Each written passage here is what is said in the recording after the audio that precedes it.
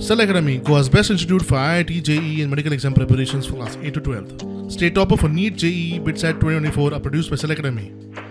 Admissions are now open for class 8 to 12th at our study centers in Margao, Vasco and Prudent. Book your seat today. Limited seats available.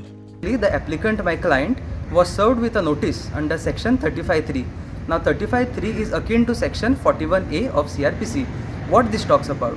Now this basically talks about a notice under the 35(3) talks about a pre-arrest notice. Accordingly, she has appeared before the IO. She has fully cooperated with the investigation twice. As she was directed to remain present before the IO again, it was pertinent, it was important to file an anticipatory bail before the Honorable Children's Court, as section 8 subclause 2 was applicable herein. So we applied for an anticipatory bail and we appeared before the Goa Children's Court at Pato. As the Honorable President was on leave on that particular day, this case of anticipatory bail had to be placed before the Honorable District Judge at Mirse, Goa, and which was kept for arguments yesterday.